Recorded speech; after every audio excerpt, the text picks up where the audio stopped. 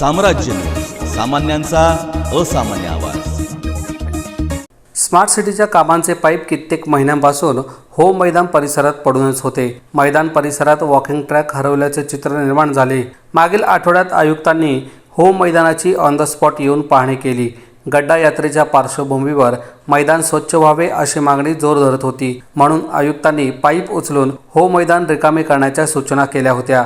त्यानंतर पाईप उचलण्याच्या कामाला सुरुवात झाली आहे। क्रेनच्या सहाय्याने तेथील पाईप उचलून भोगाव डेपोजवळ टाकण्यात येत आहेत।